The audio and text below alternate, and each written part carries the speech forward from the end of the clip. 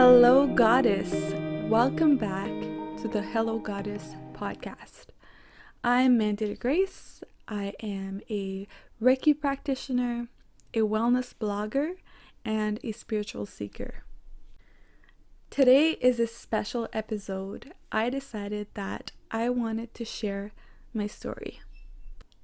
So I set an intention with my spirit guides, God, the universe, whatever you want to call it, that the people who need to hear my story, the people who need to hear my message will find this episode. So if you are hearing this right now, there is something in this episode that is for you. So grab a coffee, grab a tea, sit down, relax, and enjoy this episode. So first I want to explain that even though I have my own podcast and I have this image online, I don't want you to think that I have it all figured out. I definitely don't have it all figured out. I'm just like you. I've probably have had similar experiences that you have had. And hopefully, as I share my story, you will see yourself in my story and you'll understand that you're not alone. There's always going to be people who have been through similar things that can help guide you, support you, and create that safe space for you to understand yourself, to go deeper. And just that knowing that if I've been through it and I'm okay now, you can get through this too. So today I want to talk in depth about my spiritual awakening. So I just want to mention this before I start. The spiritual community, a lot of us see it kind of as a black and white situation. Like either you're in the matrix, you're not awake, or you are. And I just want to mention that I don't really subscribe to that belief. I think that everything comes in a spectrum. Sure, there is that initial spiritual awakening that really shifts your perspective, but it is definitely a journey and not just an overnight thing. For example, I am now 28 years old. The first time I had a spiritual awakening, I was 21. And so if I compare myself to the way I thought as a 21-year-old, a lot has changed because I've done the work, I've done healing, I've gone deeper and shed so many layers since then. But if I look at it like as a big picture, yes, it's true that my first spiritual awakening was probably the biggest shift that I had in my entire life. And before I keep talking about spiritual awakening, I want to talk about what happens before that. And I'm sure that a lot of you will recognize yourself. So what happens is when we incarnate, when we are born pure love and light. Like, have you ever seen a baby? They are so filled with joy and they are so pure. And what happens as we grow up, we become socialized. So things happen, we get hurt, maybe there's trauma involved. So at the end of your childhood or even into your teens, you create kind of a personality so that you can survive in the world. But that personality or your thoughts or whatever is going on in your mind, that is not an accurate reflection of who you truly are. That experience, your inner experience, is simply a reflection of the people that you are surrounded with, your parents, the generation you're in, whatever's happening in society then. So really, that is not a accurate representation of your soul. That is just, we call it in the spiritual community, we call it the ego, the egoic mind. So the ego serves us because it helps us survive in our world. And we are so immersed in that experience that we become identified with the ego. We believe that we are our ego. We believe that the personality that we have created is us. Now, the problem with that is after a while, our perception of reality is so distorted because of the ego that we start suffering. We start suffering so much. We're stuck in that three-dimensional perspective of reality. And there's so much pain attached to being disconnected from who we truly are and the truth of the universe. Now, I'm going to give you a concrete example of what I mean. Pretend you have a box in front of you, and that box represents your ego. So in one corner, you have maybe your obsession about finding love and getting that person who can validate your self-worth. On the other side, you have toxic friendships that you feel that you can't be yourself, they're always judging you, they're talking behind your back, etc. On the other corner, you have your school, you're stressed out. What am I supposed to do in my life? I'm supposed to decide at 18 years old what I'm going to do for the rest of my life. I don't even know who I am. And on the last corner, maybe you have your low sense of self-worth, you feel depressed, anxious, and you're so scared of what people think of you. And that is your reality. That box is your whole world. That was me. That was my experience growing up. And a lot of people in the spiritual community, we call that being plugged in the matrix. So you have a very limited perspective of what reality is and what life can mean to you. And after a while, it becomes so painful. So there's so much suffering that is attached to that kind of reality that after a while, your ego starts to break apart. And I want to explain a little bit more what I mean by that. If you really recognize yourself in the description that I gave just now, hold on, there is hope. And I think that the fact that you found this episode means that you are on track to have a spiritual awakening. So what do I mean when I talk about the ego fracturing itself? What happens is the mind can no longer hold all of that suffering. So it will start to look outside of itself for answers. You will start to question deeper things about life. For example, when I went through my darkest period, and we call that the dark night of the soul, that's what happens right before you have a deep spiritual awakening. I remember questioning myself and asking my mother, why am I here? Why are we here? Is there a meaning to my life? Do I have a purpose? What am I doing here? Now, some people will say you're here because you're here. There's no rhyme or reason to it. You're just here. And some people are satisfied with that answer. And those people are most likely not going to have a spiritual awakening in this lifetime because they're satisfied living in that certain box, that matrix, and for them it's enough. But for me and for a lot of you listeners out there, I'm convinced that that answer is not satisfying. That is not enough. I need to understand the deeper meaning to life. I need to know what is my purpose. I want to live better. I want to live a life of meaning. I cannot go on obsessing about what other people think and just trying to get the guy or trying to get the job and focusing on all these things that I know there's more to life than this.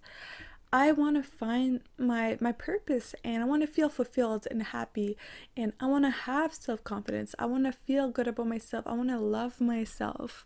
I don't want to do what everybody else is doing because I'm just not happy in that reality.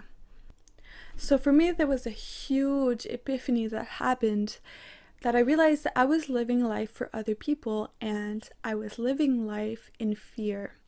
I needed to shift my whole perspective on my life and start focusing on love. First of all, loving myself in every way possible.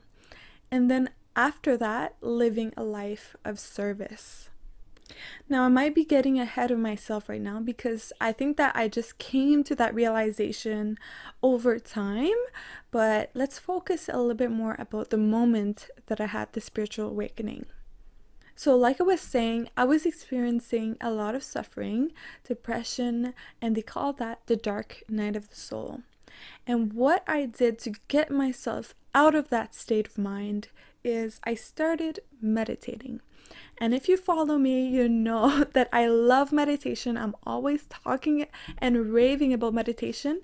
And the reason I do that is because it works and it's become more mainstream now, and science recognizes it as a powerful a important method to alleviate suffering. I started meditating every day for hours, and during the meditation, I found solace because I started to understand that I am not my thoughts. I am the observer behind the thoughts. Now, it's almost like when I made the decision, when I made the conscious choice that I no longer wanted to live in the matrix, I no longer wanted to live in suffering and in pain and worried about other people's opinions of me and all these things. It's like the universe was like, okay, Mandy, now you're ready. I'm going to give you all of the tools that you need for your journey. So yeah, I discovered meditation. I started to use it every single day. I found books.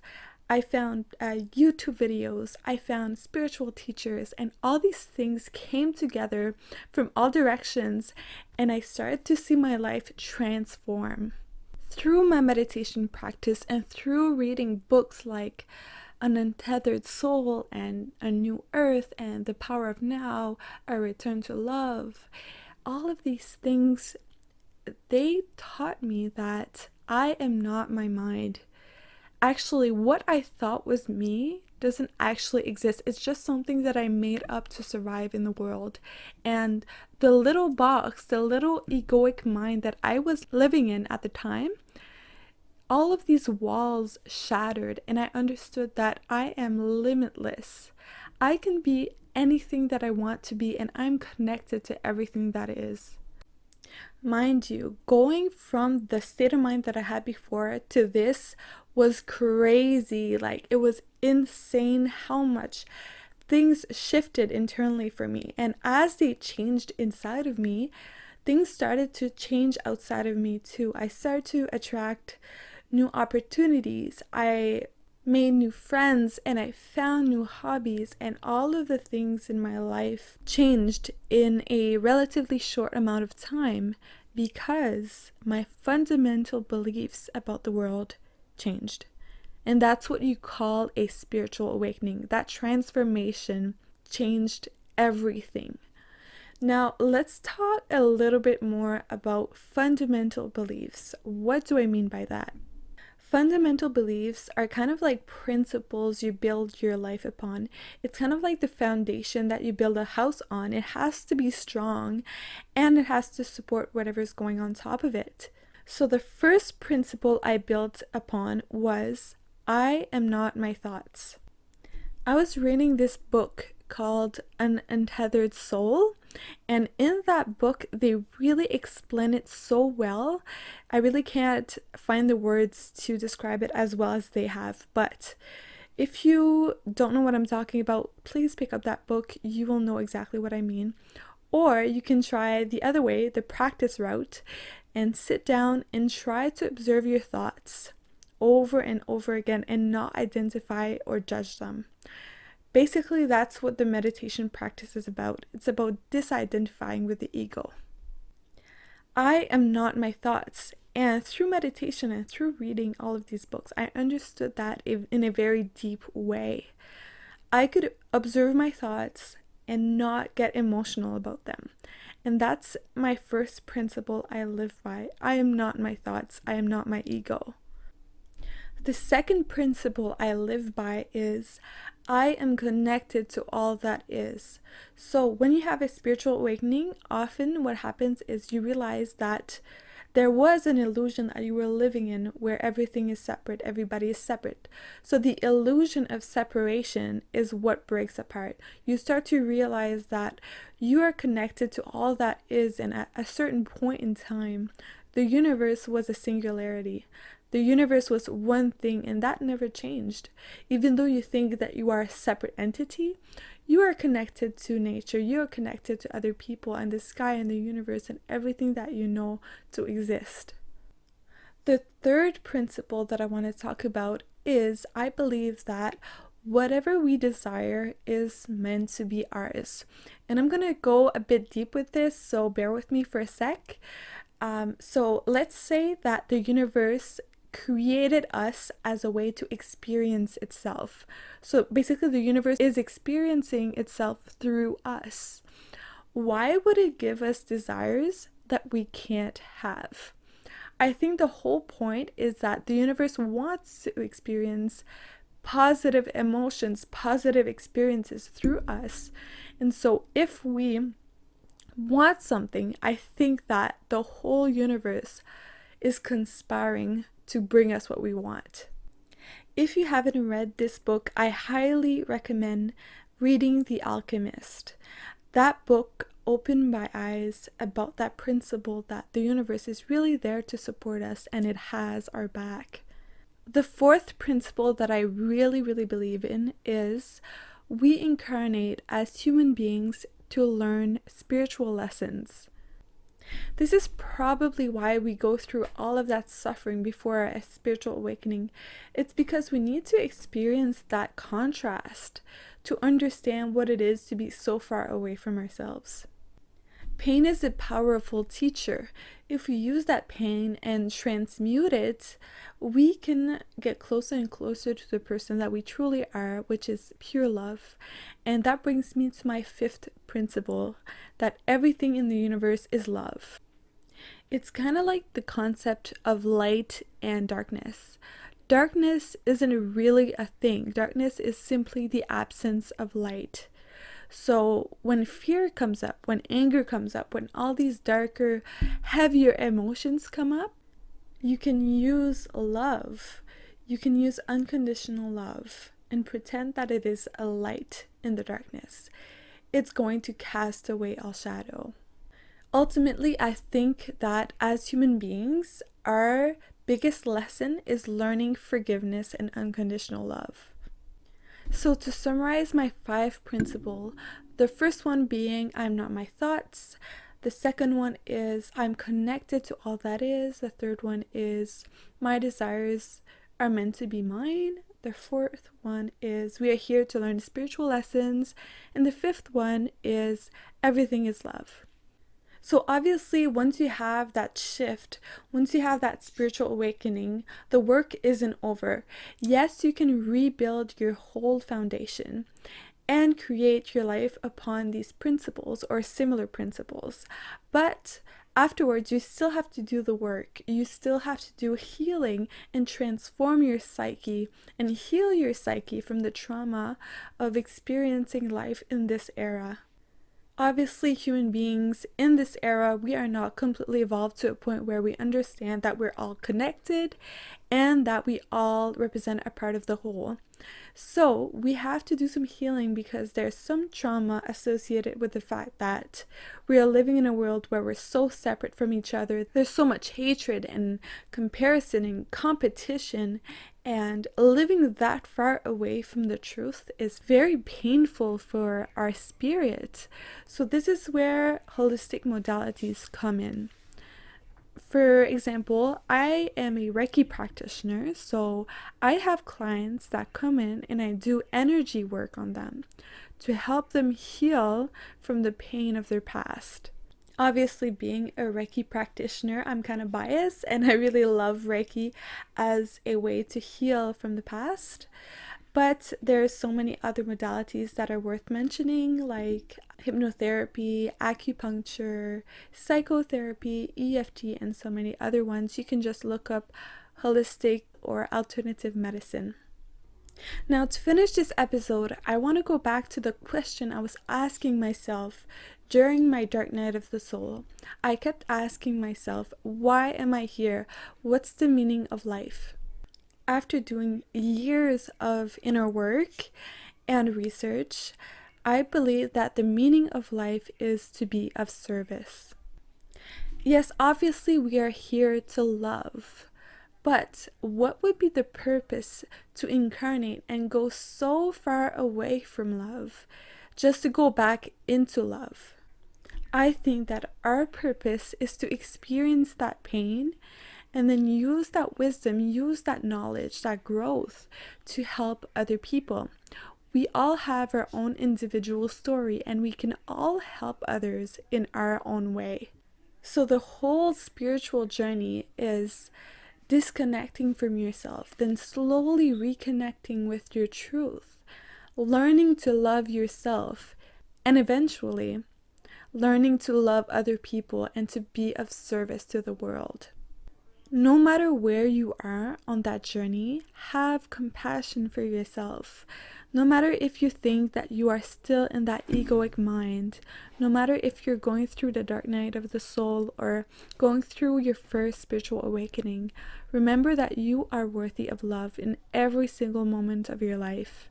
This is a lifelong journey, and I believe that we continue to evolve forever, even after death. I am so thankful that I get to share this with you guys and that I get to share this experience. We're all in this together. We can all help each other, and don't be afraid to reach out to me if you have any questions. I would love to be there for you. I would love to give you the support you may need at this time. I also offer intuitive coaching over Zoom if that's something that interests you. But if you just have a few questions, please message me. I would love to help. Now that's about it for today. I know that was a lot of information, so I want to end this here. This was just an overview of my spiritual journey. And obviously, in other episodes, I'm going to explain things in a little bit more depth. I'm also going to keep having guests on this podcast because I really do value the power of connecting with other people's opinions and other people's perspectives. I hope you learned something new today, and remember that you are a goddess. Sending you all of the love, all of the light, and the Reiki energy. Bye.